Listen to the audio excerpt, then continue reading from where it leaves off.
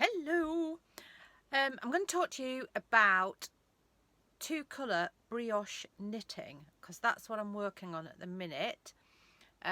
Because I can't get out and do all my workshops that I would normally do, I'm recording the workshop, and the first one I'm doing is two colour brioche knitting, which is the hardest workshop that I do. Why I'm doing that first, I don't really know, but I do feel like it needs some extra support. If you've been to a workshop, it probably needs this anyway, so that's one of the reasons why I'm doing it first.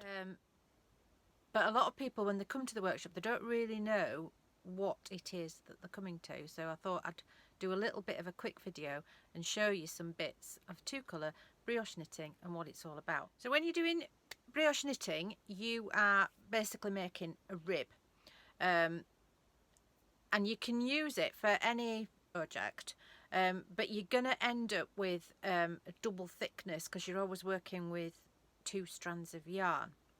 So you can just do it just like that in a straight rib with two colours. Can you see there's a grey and there's a pink, and then you get a reversible fabric.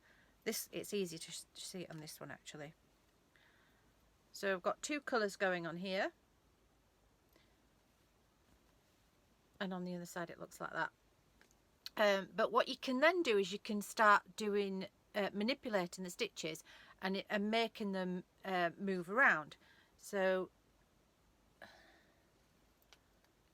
can you see, this is a cowl, so on this one you've got some waves going on. So that's one side, and that's the other side. So a couple of years ago I decided I was going to learn this technique, and there's a lady called Nancy Marchant who's done loads of work standardising all the abbreviations and the terminology that people use, and I've got a book. So I've got this book here, Knitting Fresh Brioche it's called, and it's got all sorts of different stitches that shows you all the different things that you can do once you've learned how to do it, and you can start making the stitches move about. So the first thing that I did when I'd learnt to do it, so first of all I knitted this, which I used one of the West Yorkshire Spinners yarns that they don't make anymore. They only make a sock yarn now, but this was a double knitting, so I used that on for one side in the blue tit colour, and then on the other side I had just a plain blue. So makes a nice scarf. Can you see it? Nice scarf, fabulous. It just looks amazing. It's quite difficult to get to grips with it, but once you've got to grips with it, it's really worthwhile because there's all sorts of things you can do. So like I said, it was a couple of years ago I learnt to do it. The first thing that I did was I had to play about with some of the stitches in the book.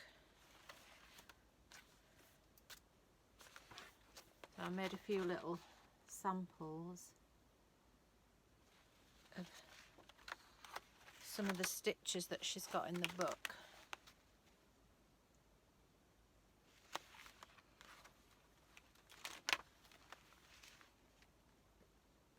So you can use these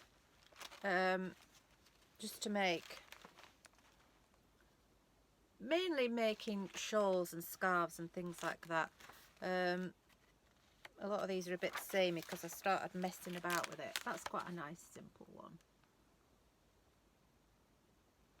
I started playing about with the stitches, so we ended up, so this is what I started then designing this cowl.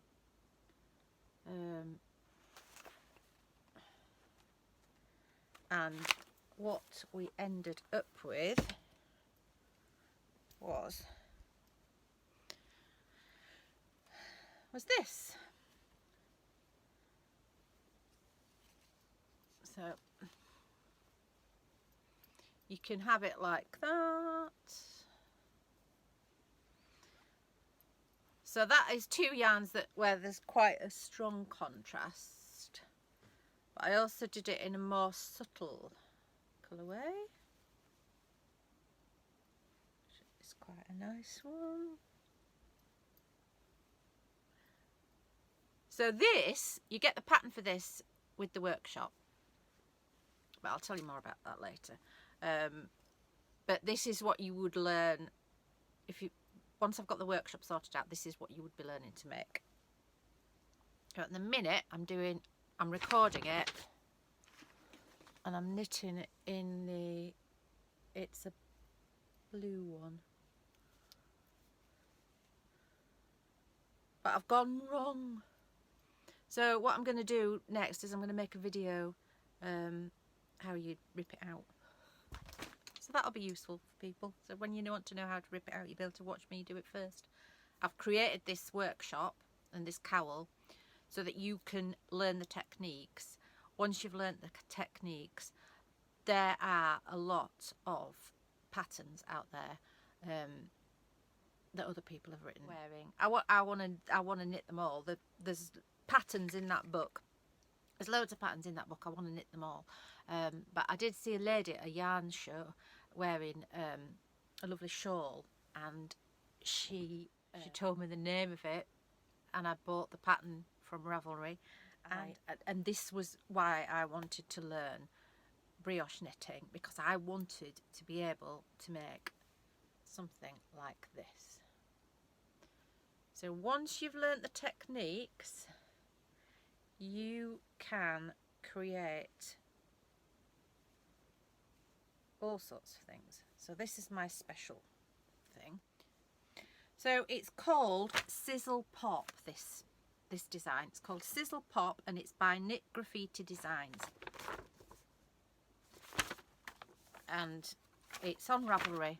So it's Sizzle Pop. If you go on Ravelry and search for Sizzle Pop by Knit Graffiti, you'll find it. And there's a pattern for a bigger shawl as well, which I'd quite like to do. So I did this one with two sock yarns, and they're both kind of like tweedy ones, but I think they make a nice contrast. So that's it. That's two colour brioche knitting. It's a tricky one to get your head round. It might be quite good having the workshop recorded, so that you can do it at home, do it on your own. Because when I have done the workshops, they've been quite popular, and there's always been quite a lot of people. And I think sometimes it's easier to do it when there's no one else there talking around you. You can just sit on your own and concentrate. So I'm hoping that that it'll be a good thing for people to do, and that I'll be able to see lots of people doing lots of lovely brioche knitting. You see? Because you can learn to do things like that. Go on Pinterest, two colour brioche knitting. You find all sorts of images on there, and it'll really inspire you to want to do it. Because, well, that's what it did to me anyway. I just wanted to know how to do it, and I wanted to be able to make those things. So in a few weeks' time, I'll have this workshop ready, and you will be able to learn how to do it.